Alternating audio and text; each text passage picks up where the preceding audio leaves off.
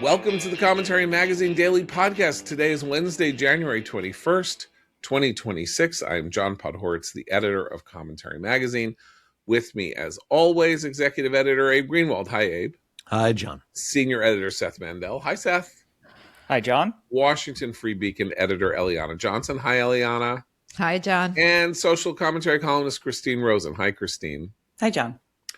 So I began yesterday's podcast talking about feeling despairing about the circumstances surrounding the Trump administration's behavior over the past week. But I was nothing.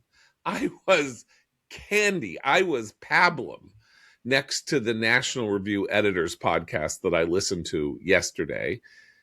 Remember, National Review being much more a flagship of classical, conservative, even Republican thinking, than the Commentary podcast, which is 501c3 nonprofit, is not involved in the Republican Party or in Republican politics. In any case, Jim Garrity, the daily columnist at National Review, said it's time to evoke the 25th Amendment. Trump is as mad as a hatter. His behavior is insane. He is being psychotic, and this is nuts. And our old friend Noah Rothman chimed in, and Rich Lowry, the editor of National Review, kind of tried to bring it down, bring the tone down a little bit. It was pretty striking. And, Jim's case is, if you're making efforts to break up the NATO alliance by hinting at military invasions of territory held by allies, then you are a nut and you need to be taken to the nearest insane asylum. Interestingly enough, Trump yesterday at his press conference talked about recreating insane asylums and mental institutions as though they don't exist already at this endless press conference he did yesterday. Abe tells me that this morning he was listening to Trump speaking at Davos, and he turned it on and he was talking about windmills. Okay, so I'm bringing this up in a second, Abe, just to say that this didn't come out of nowhere for me.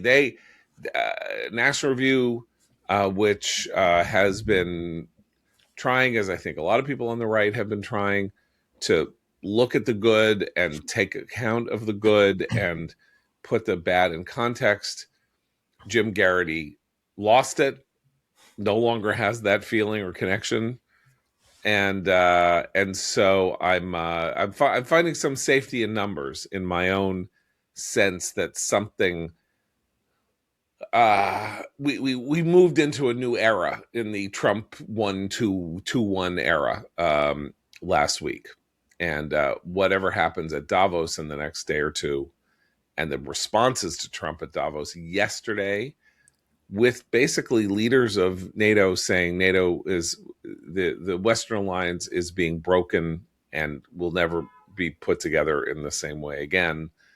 That's very apocalyptic rhetoric from very boring politicians who generally go to a place like Davos and say nothing of consequence. So I just throw this out to you guys and see where you want to go with it. So Canada said that the alliance is this is not a this is not a I forget the word he used. This is not a it's not a something. It's a rupture. It's not a moment of transformation. It's a rupture. Emmanuel Macron said France needs a great deal more Chinese investment right now. I think they're bluffing. I don't actually think that this is a rupture. I think they're trying to fight Trump's fire with fire. I don't see why a following president or Trump himself couldn't repair the damage that's been done already, and if to the extent that we know the damage that's been done already. But it's very ugly. It's not good. And yeah, I only heard about 5 minutes of Trump at Davos today, and he was talking about how China sells windmills to stupid people. And China's smart. They make them, but don't use them because they know they're money losers, and they sell them to stupid people. And that you could tell how bad a country's doing by how many windmills it has.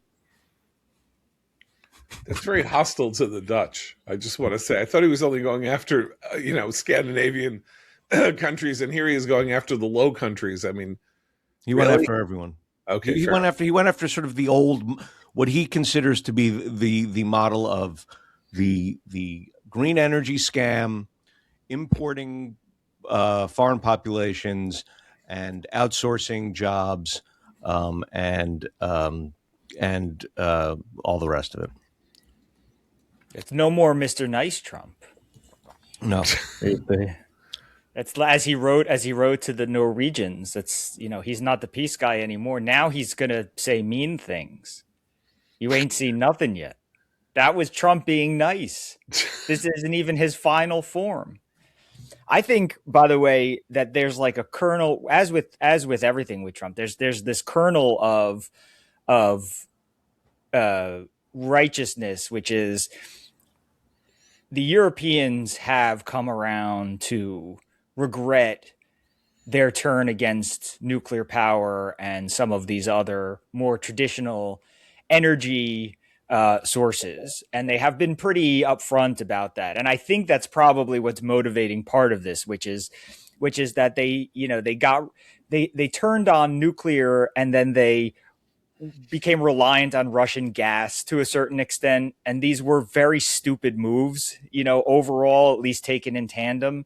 And I think that Trump, kind of wants to say, I told you so, but he doesn't have, he doesn't have the details in his head the way, somebody else might. So he, it comes back to like windmills and, treating them like they're cavemen or, something like that.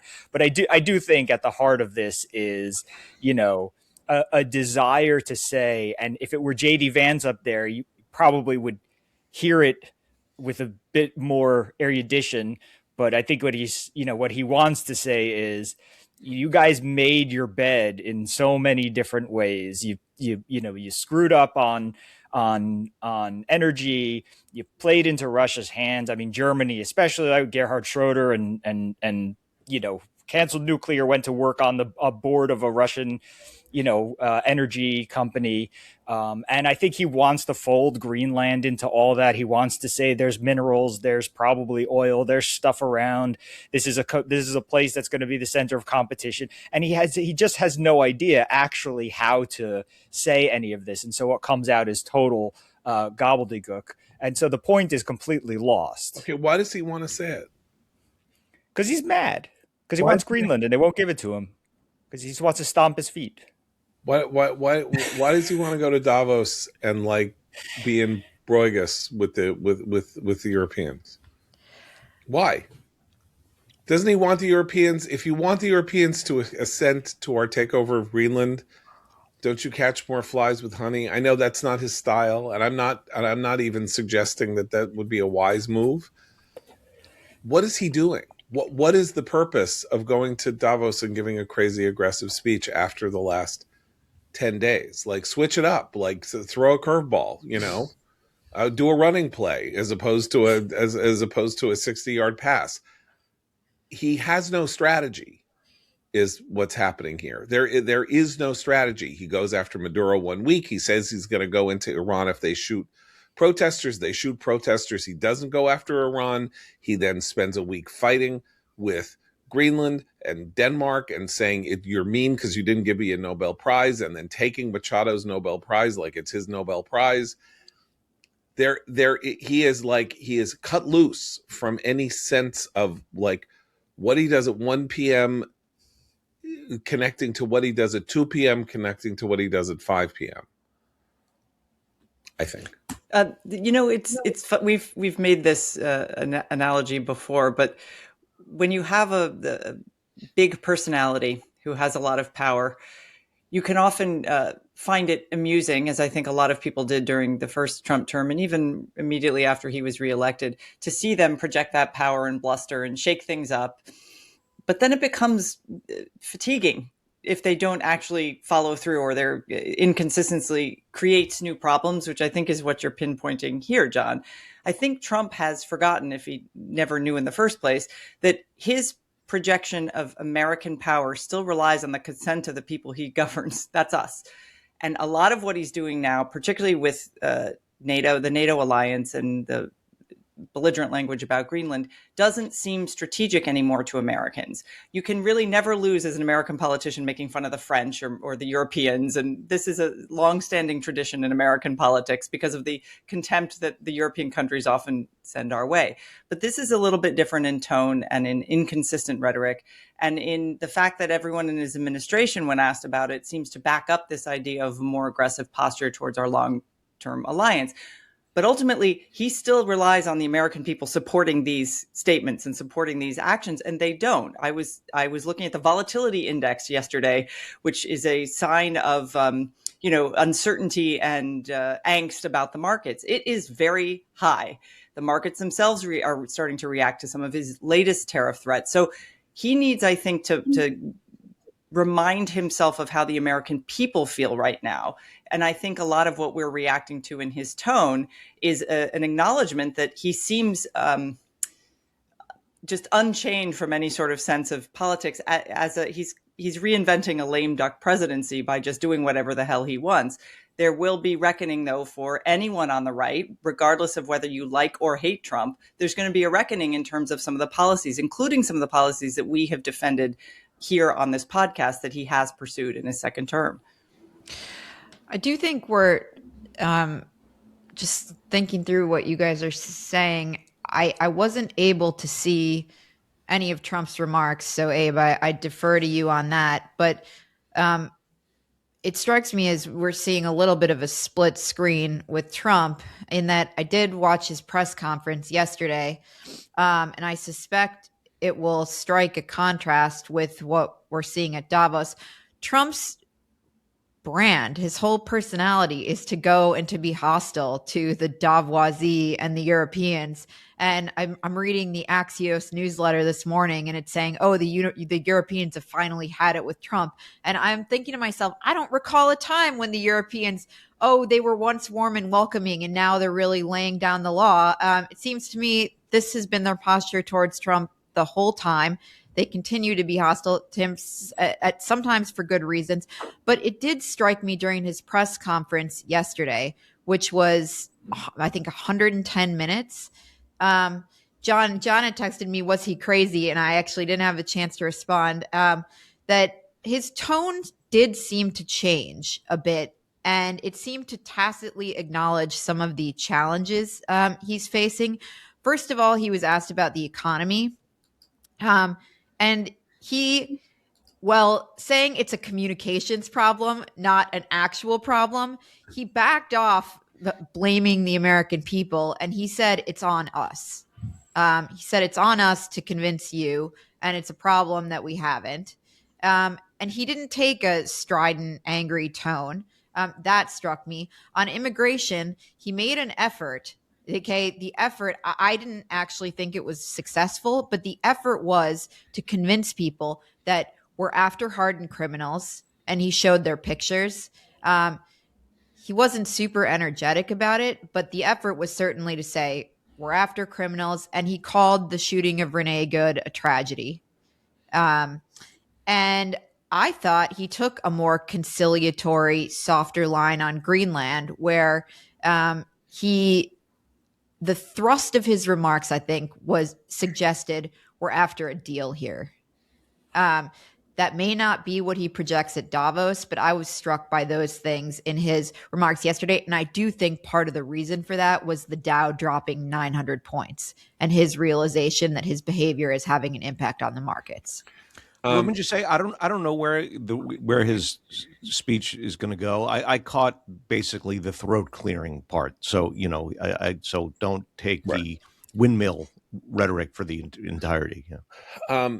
Yesterday, the Trump-friendly Real Clear Politics Twitter feed put out a tweet saying that Trump's average polls at this moment in 2026 is roughly equivalent or exactly equivalent to where Obama's polls were at the beginning of 2014 and where Bush's polls were, W. Bush's polls were in 2006. This is not good.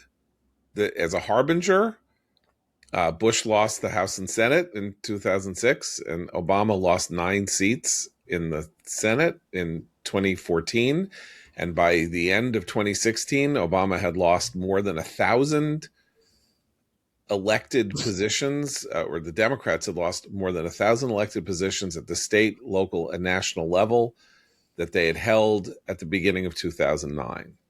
Trump is on a bad trajectory, and it's possible that his conciliatory words, as well as the reflection of the uncertainty in the markets, as Christine pointed out in the volatility index, and as Eliana pointed out in the Dow's behavior yesterday, have spooked him, or have been a splash of cold water in the face that is leading him to believe that maybe he's got to get somewhere real, and he's got 10 months or 9.5 months to do that in order to avoid calamity. A calamity, in my estimation, would be, the likelihood that the Democrats will take the House, given the unbelievably slim margin that Republicans hold, which is now like 2 seats or 1 seat, some crazy narrow margin, because a Republican legislator died last month.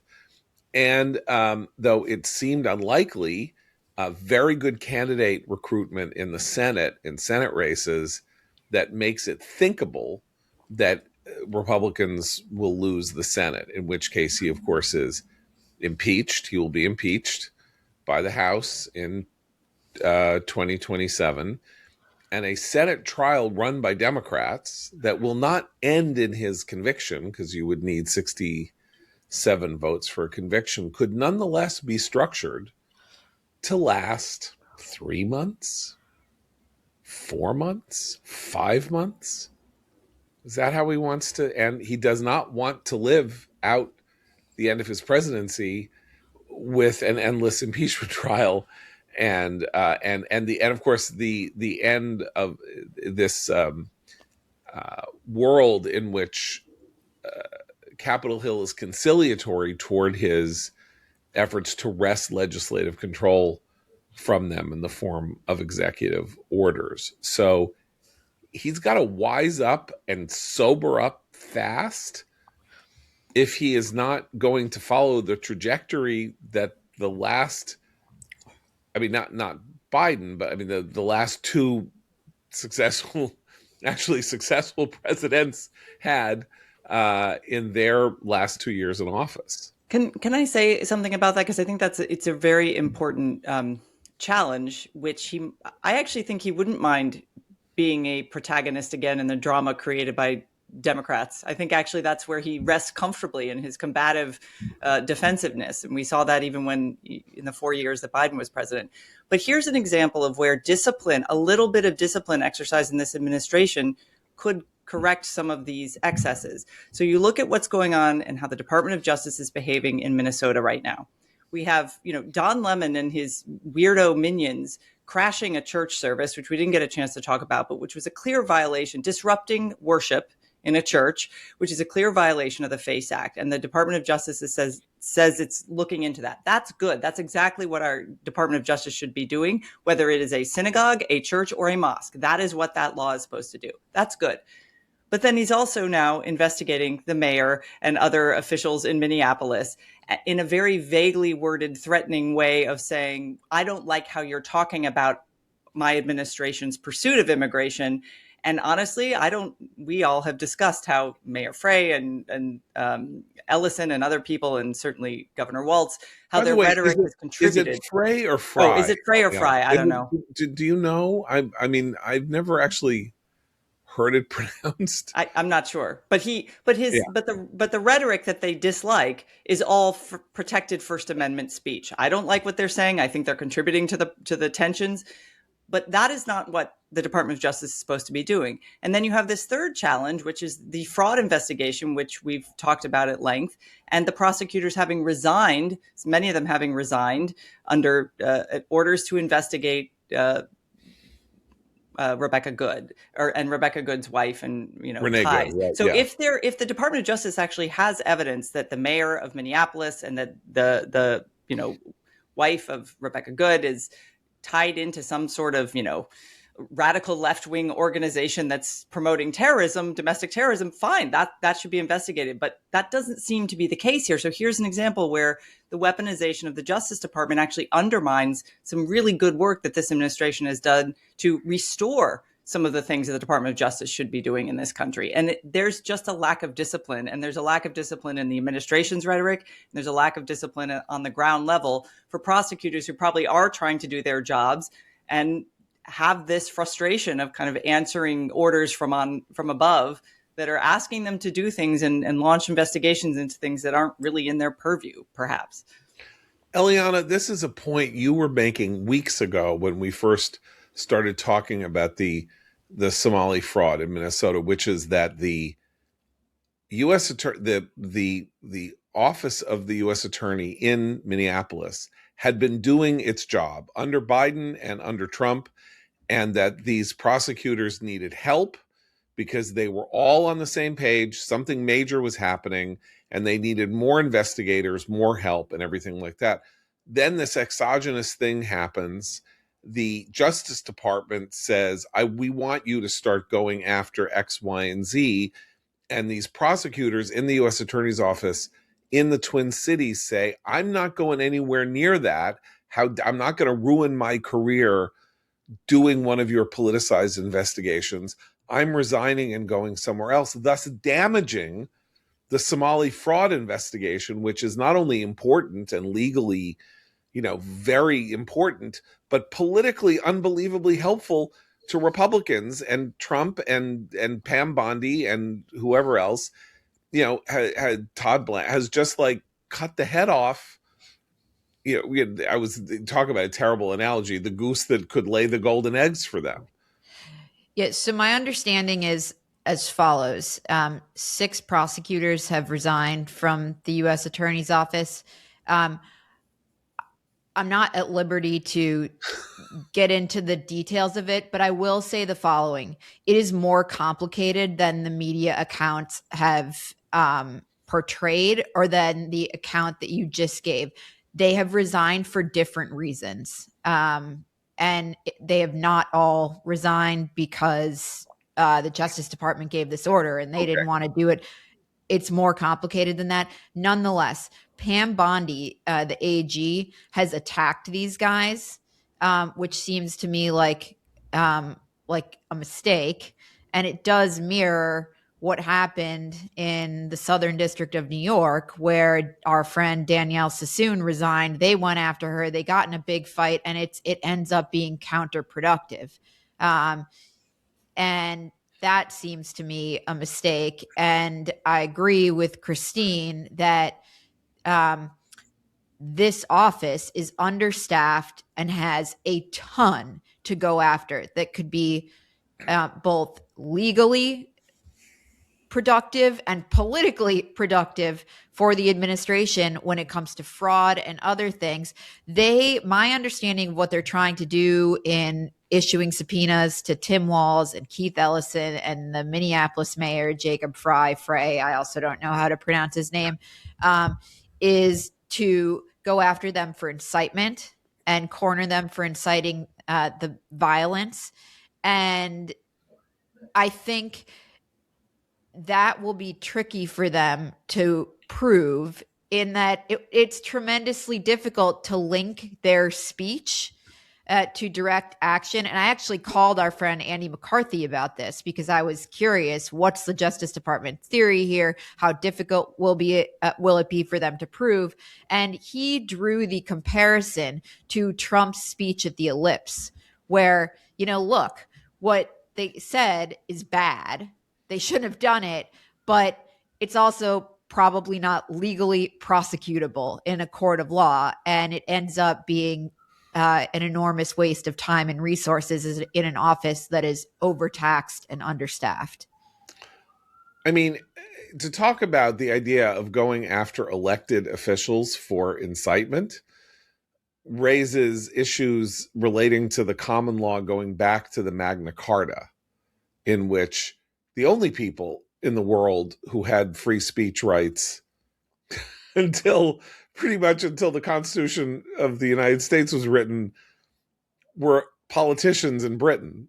like who could actually speak their minds, particularly after 1688.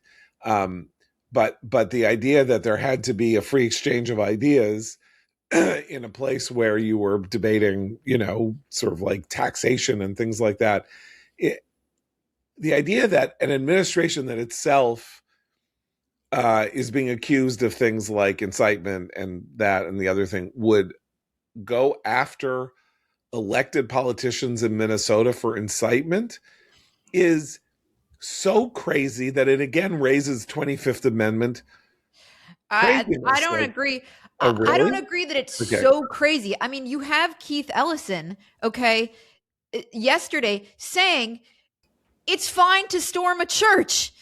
He said, this is great. It's fine. So it doesn't seem to me like it's so insane. I just don't think it's going to be successful. No, when I say it's insane, I mean it's insane because Keith Ellison is an elected official, and the people who punish him, unless he commits, obviously, if he murders somebody, he can get arrested. If he commits, if he takes money, he can get arrested.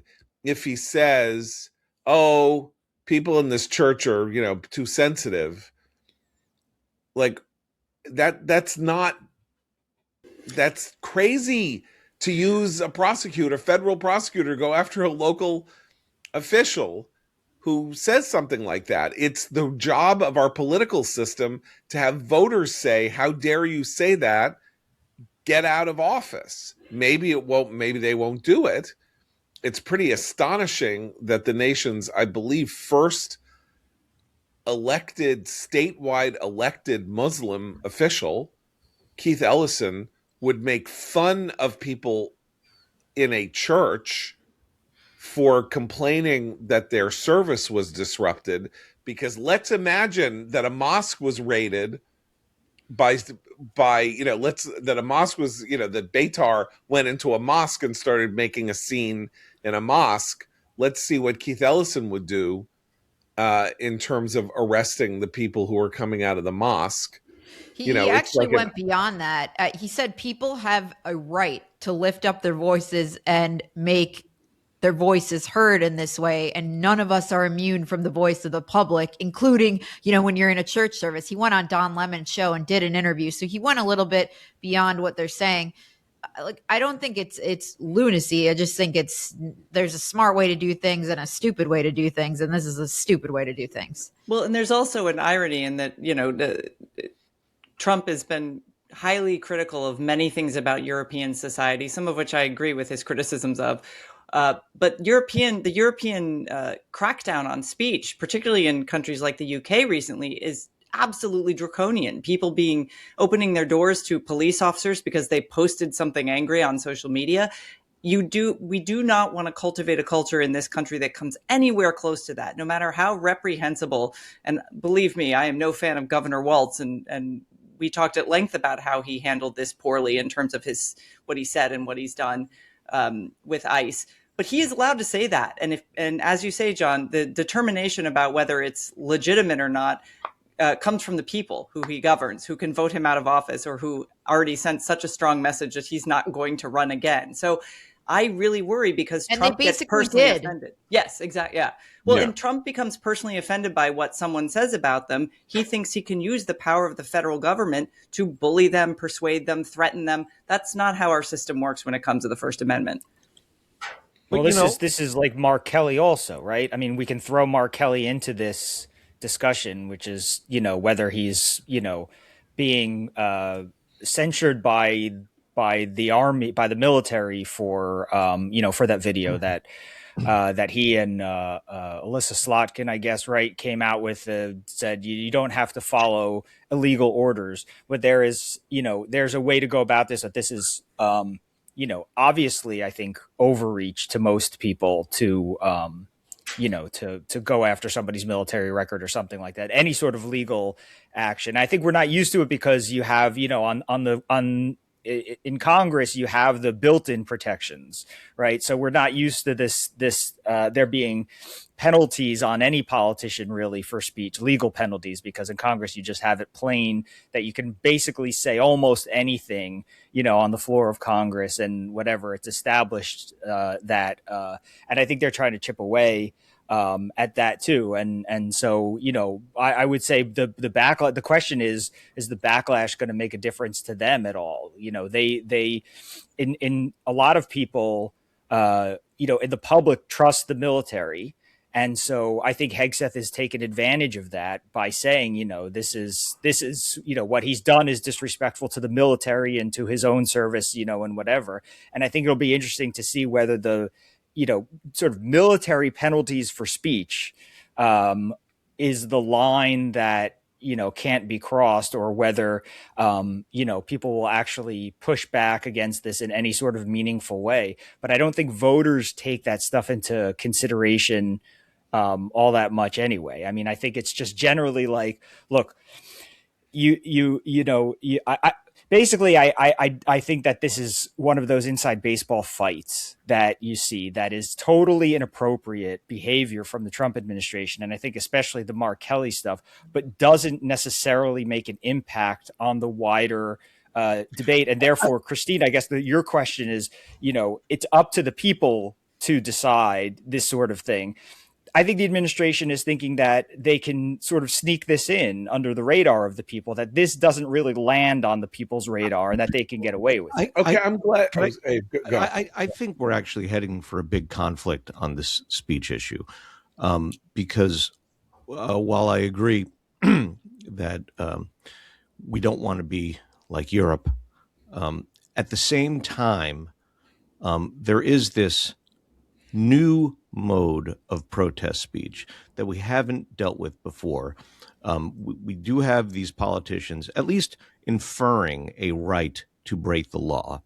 And at the same time, we have pro-Hamas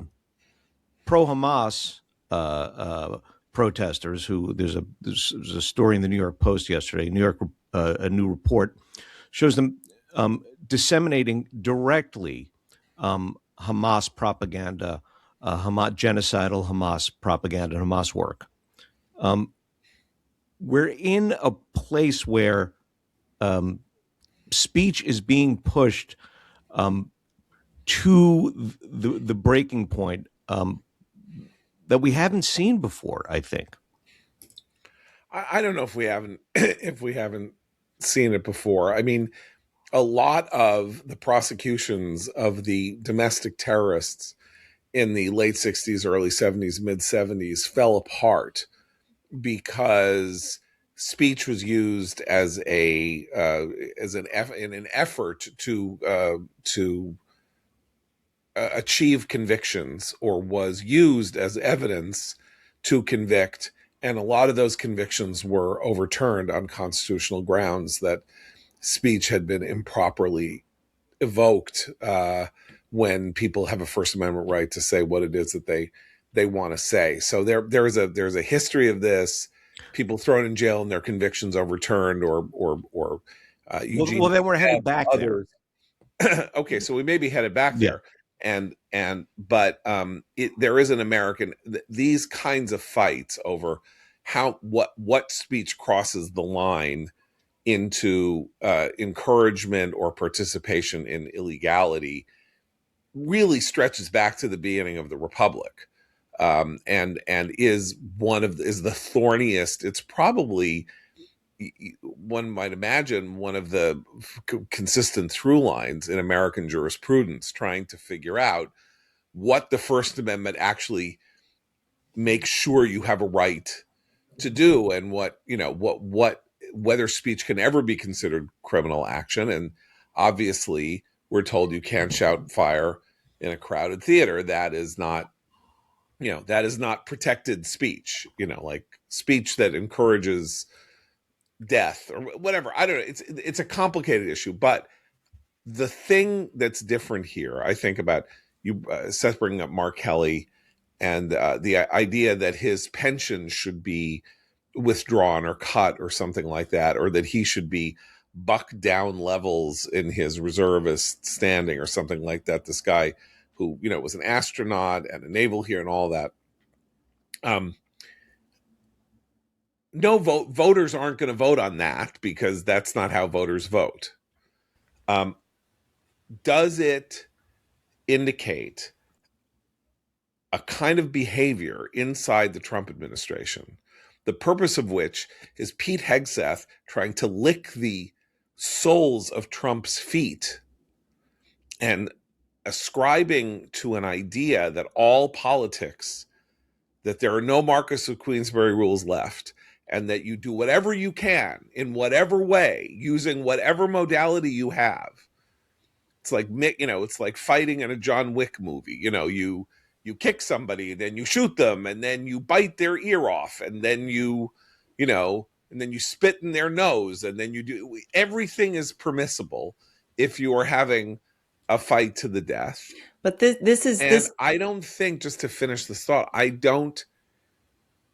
that impression is going to be incredibly damaging for the administration overall when people go to the polls in November, because they're stepping on the counter. They're stepping on the Keith Ellison story. They're stepping on the Jacob Fry story and the Tim Walz story.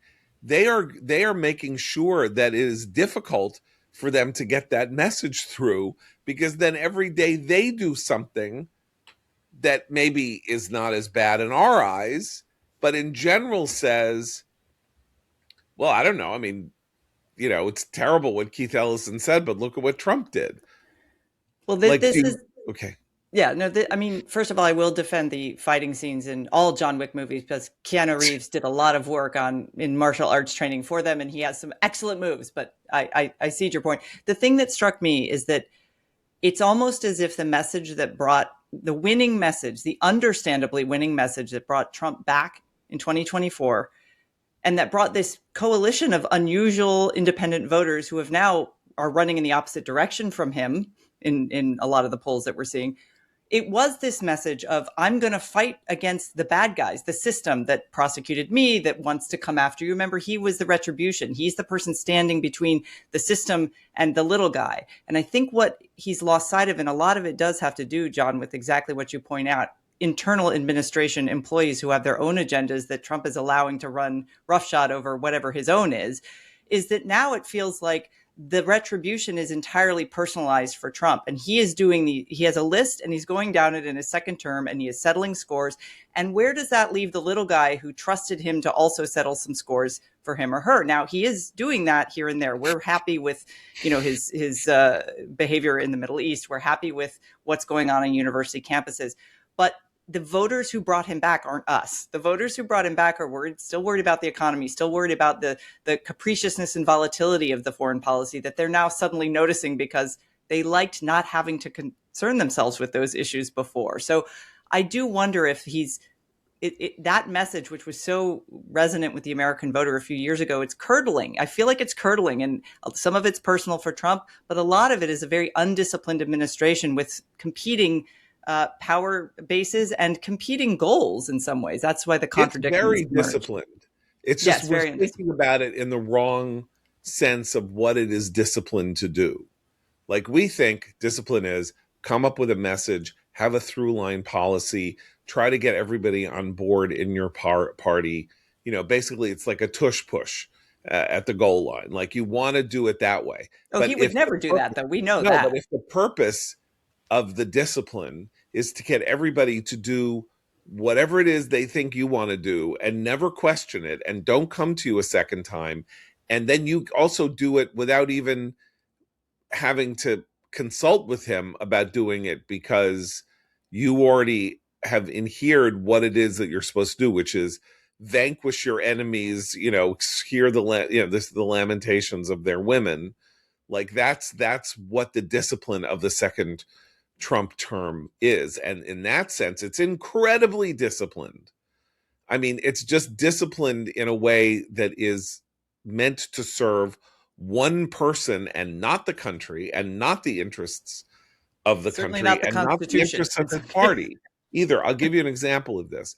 Eric Erickson makes this point today in his newsletter, which is people say, I've been talking, angrily about Trump, says Eric, and people are like, you see, I now say you were wrong to vote for him in 2024, Eric. Go ahead. Now that you're admitting that he's behaving wrong. And Eric says, I'm not going to do that because, and here's what he said. He said, Alito and Thomas are going to resign at the end of this term.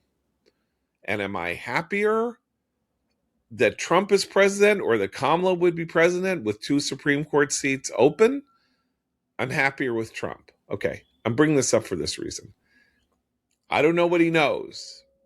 I certainly haven't heard that Alito and Thomas are both going to resign at the end of this term, but there is merit in the idea that they might, in this sense, which is that say Democrats take over the Senate and they believe that they should be replaced by people with their general judicial philosophy, but Democrats take over the Senate at the end of 2026.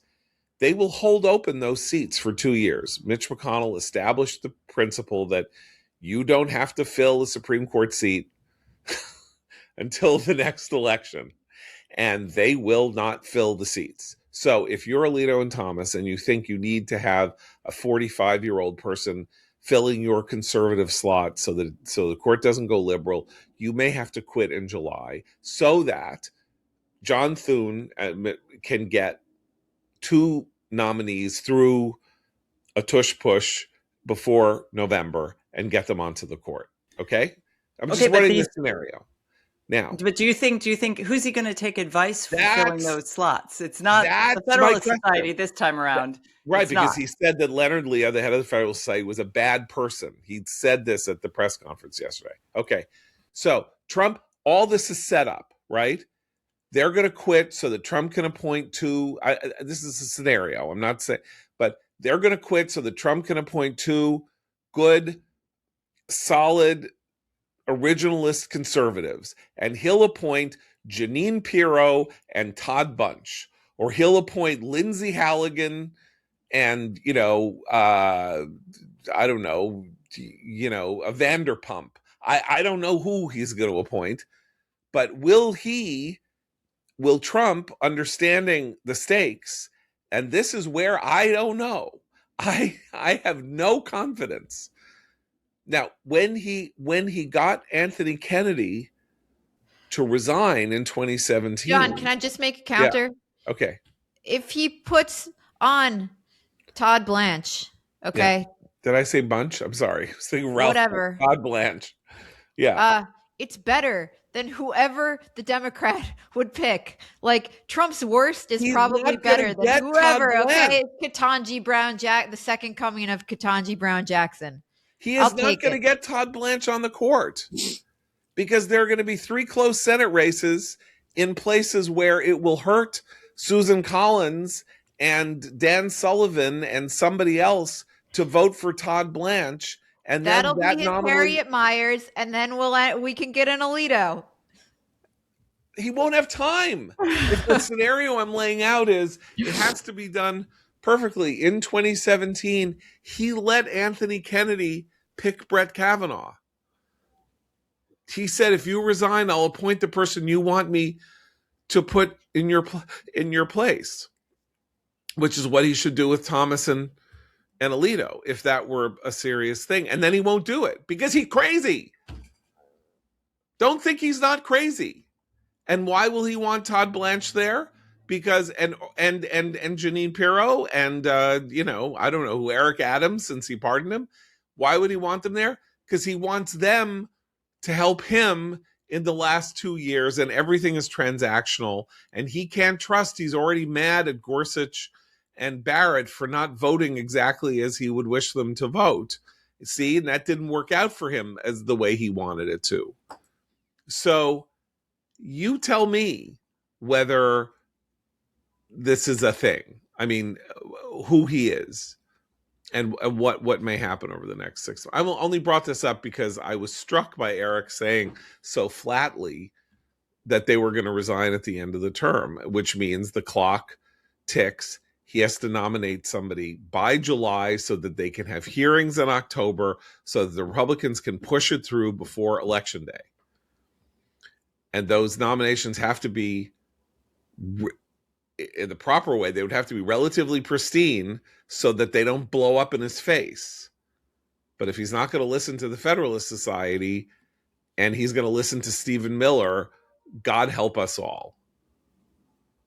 That's well, the big difference, right, is that he had to win votes for himself the first time around, and he doesn't now. I mean, his personal election, he was able to make a deal with people because he needed evangelicals to ease up on him and get behind him. And so that was a sort of easy pick, which is you can have this if you give me this. And the thing about Trump being sort of, let loose now is that he doesn't have anything besides whatever he wants for his legacy to give to him. He doesn't have the votes. So the people that he wants favors from, or the people that he wants good behavior from, are not necessarily representative of conservative constituencies or voting constituencies. They're just random people who happen to have something that he wants. And that's why this whole thing is so wide open. He no longer needs somebody who represents, 4 million voters who might otherwise stay home.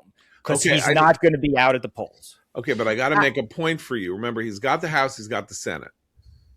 Okay, in 2025, very quietly, 57 nominations for Senate confirmable positions were withdrawn by the Trump administration who had nominated them.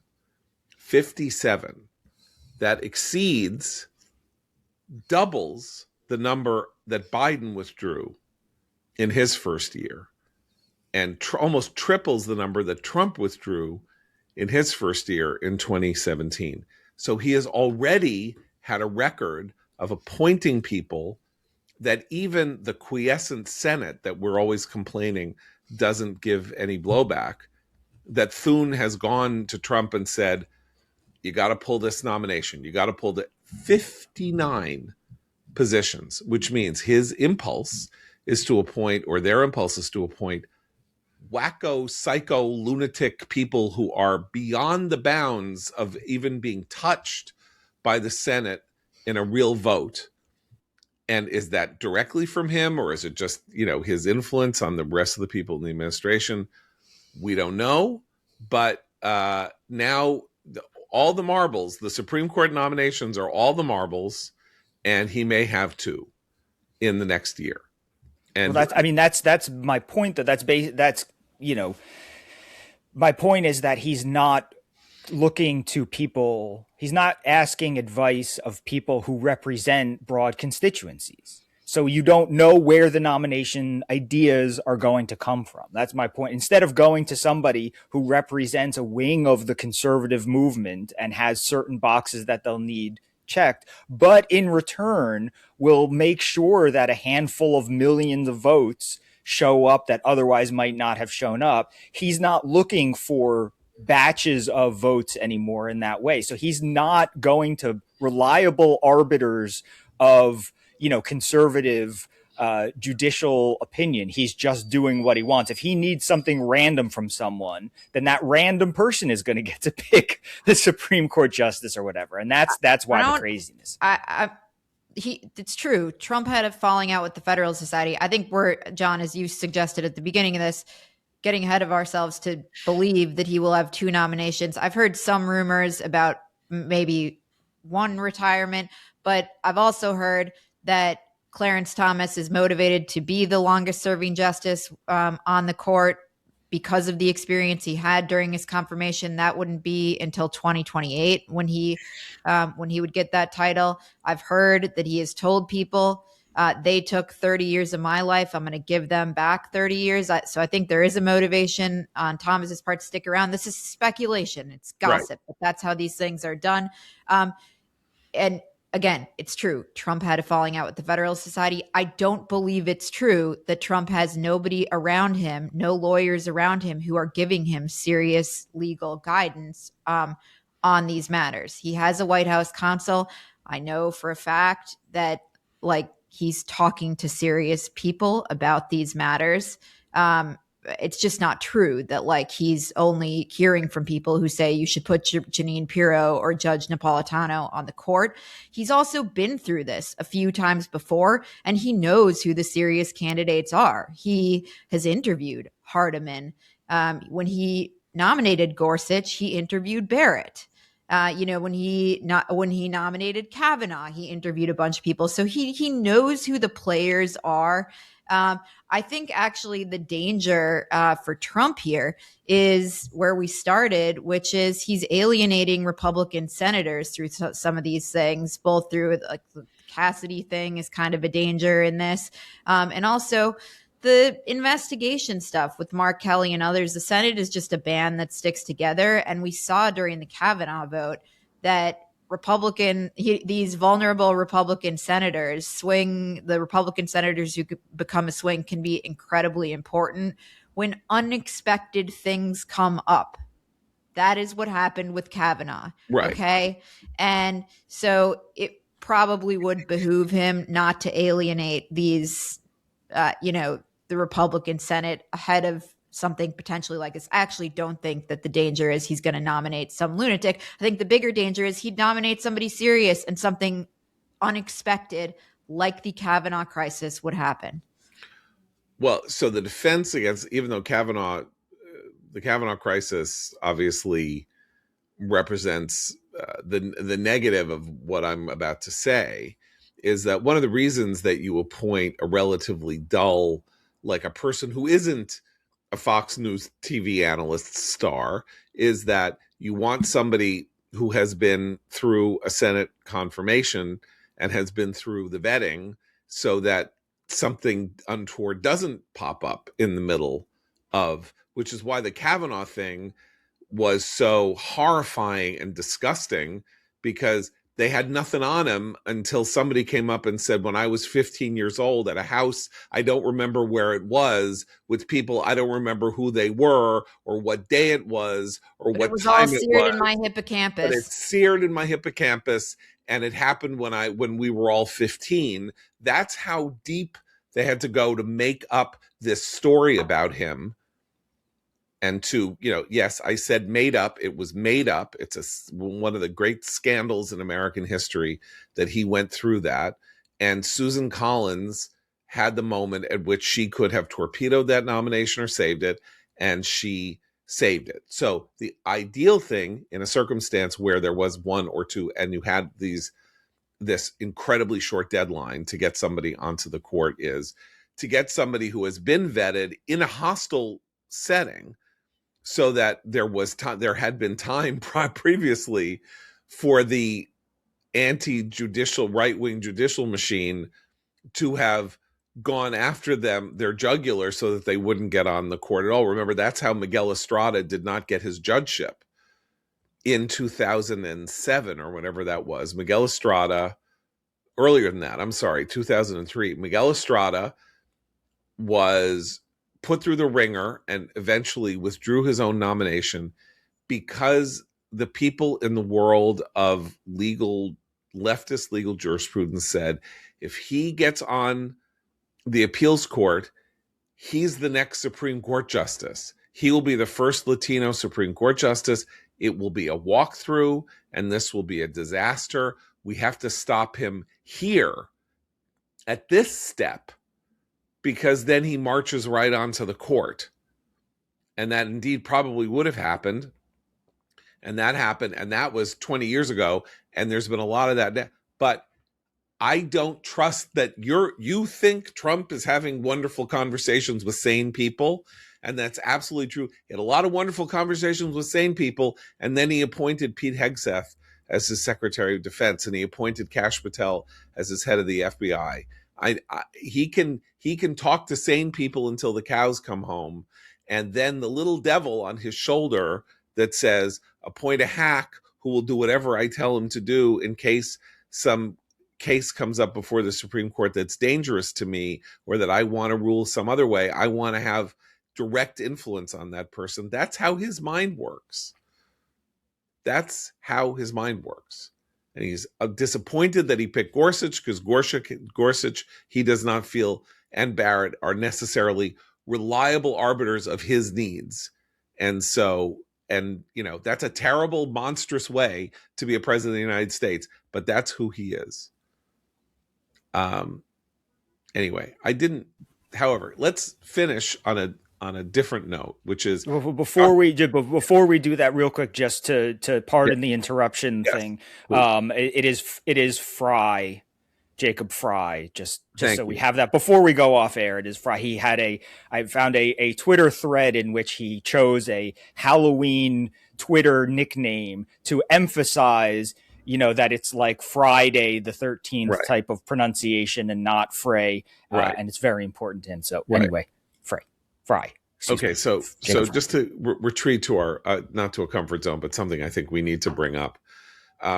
Abe mentioned the fact that Hamas propaganda is now being handed out directly by activist interest groups. Hamas is a terrorist organization. People are disseminating information from terrorist organizations, which I guess you were allowed to do, but does create that it's not a 100% layup that you can do anything with material like that. Something else is going on, which is the effort to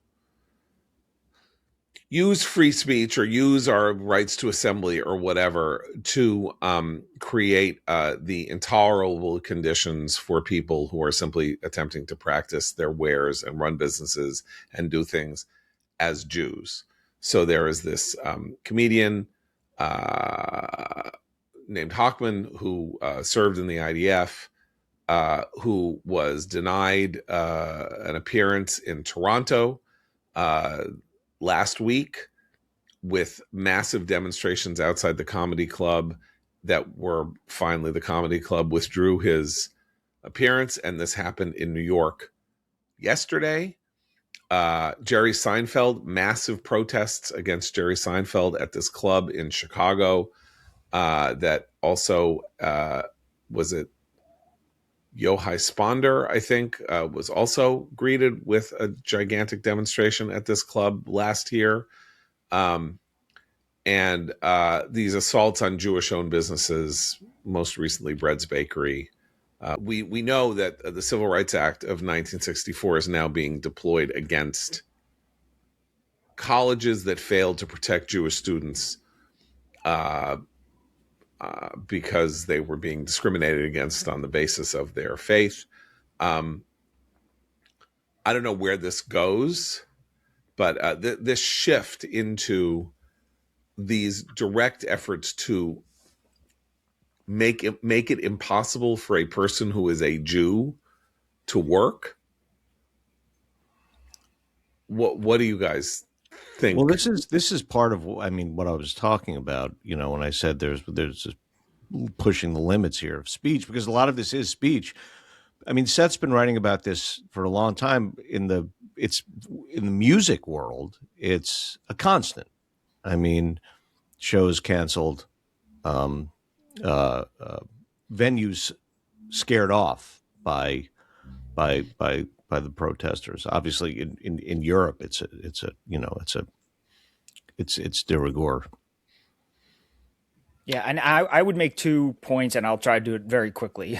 But the first point is that the organization behind some of these so-called investigations where Israelis get detained at airports and stuff like that is the Hein Rajab Foundation, which, as I've written, as Eliana and the Free Beacon have also written about, Jewish Insider has reported this. This is stuff that people should be talking about more widely. But the Hein Rajab Foundation is basically like a Hezbollah offshoot. I mean, it was founded by a member of Hezbollah who was trained in Lebanon by Hezbollah, left. He told the Europeans that he needed asylum or something, and then he later sort of admitted to, futzing his story a bit, as if he had a falling out with Hezbollah and they were after him or something like that. But it's not the case. These organizations are part of the first thing you mentioned, which is the terror propaganda. Hein Rajab does nothing more than terror propaganda coming from the source. I mean, these are people who served in Hezbollah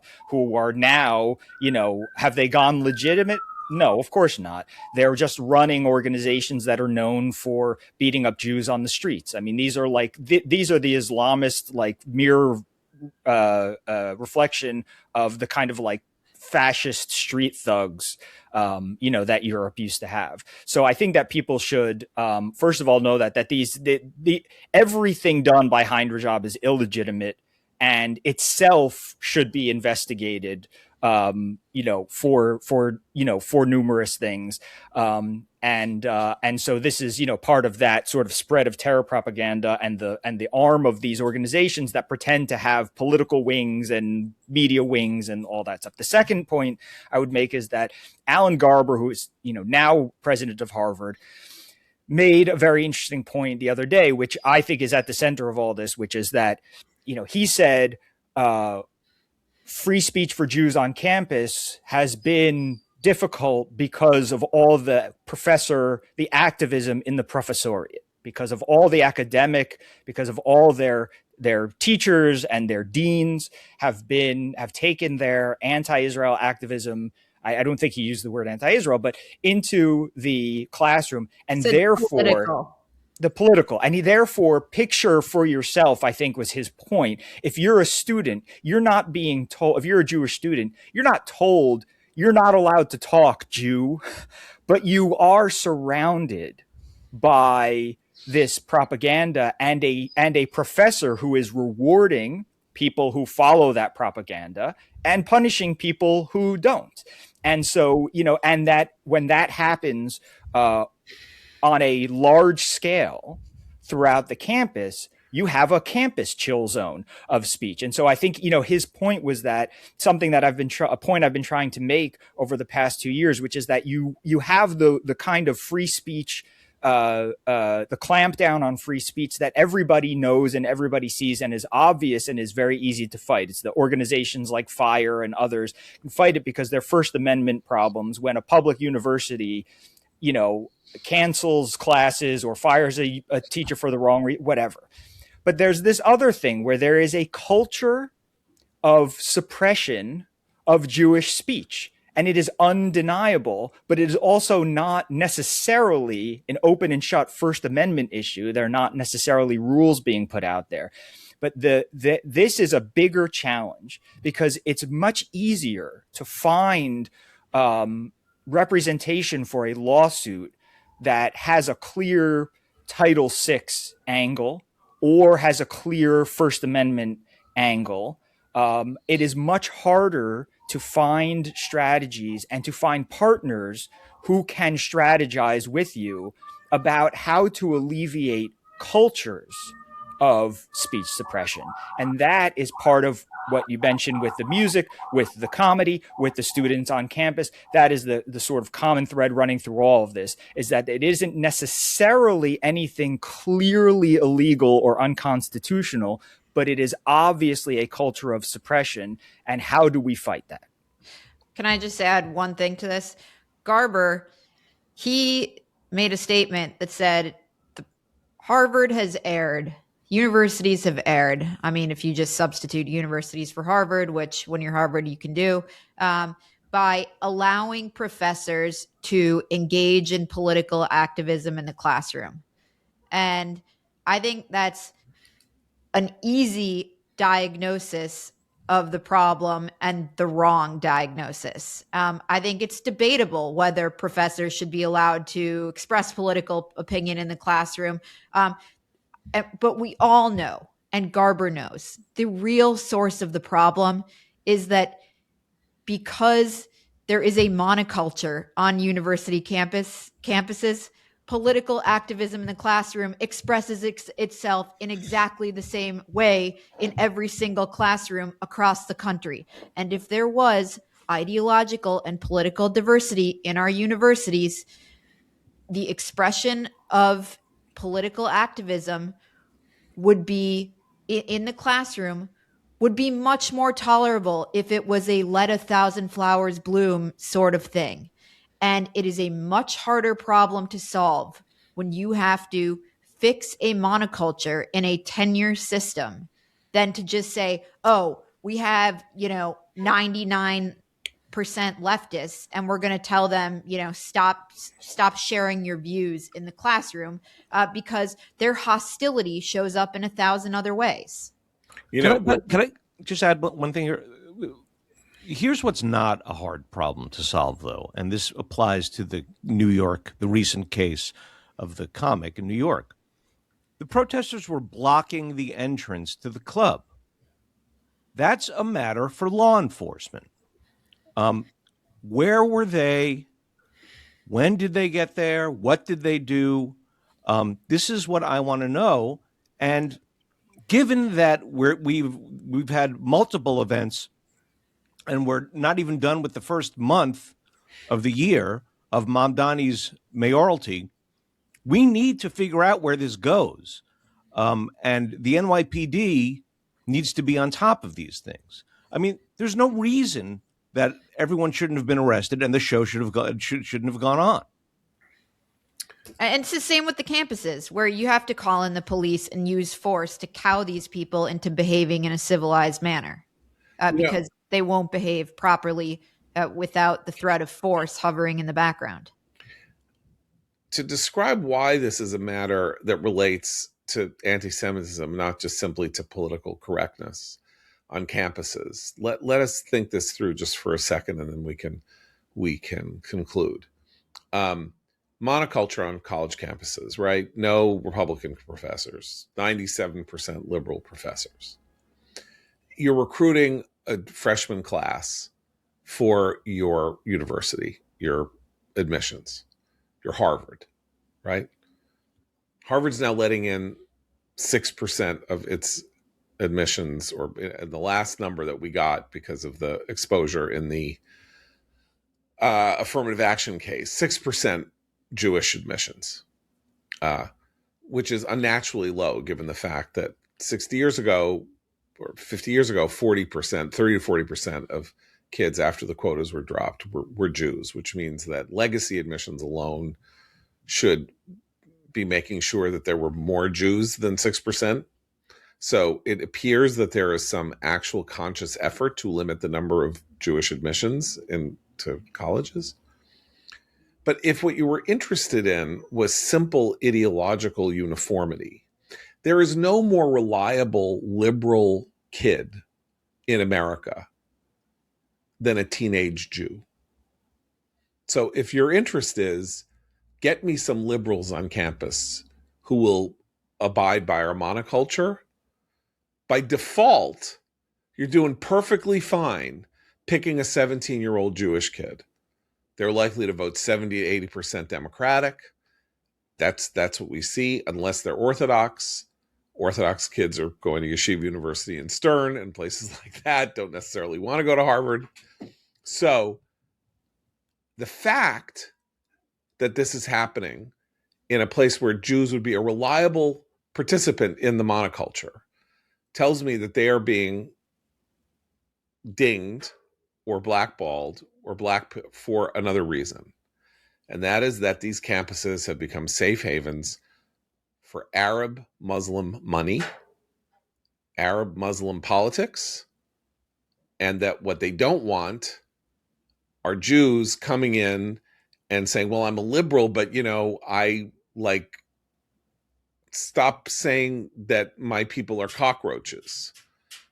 They are protecting the Muslim coloration of their campuses and the Arab money that is coming to their campuses by making sure that there are fewer voices on the campus to object. They've been able to do this by winnowing out the professoriate.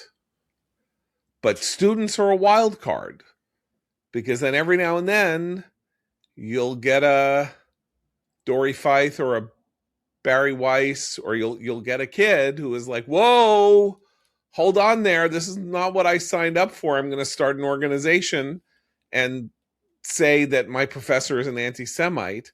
So just don't let him in. And that's the other aspect of this that we failed to talk about, and that the recent talk about the Professor Daheshi at Columbia and others, they are keeping Jews off campus so that Jews don't make trouble for the monoculture, even though Jews are participants. Secular Jews are participants in the monoculture.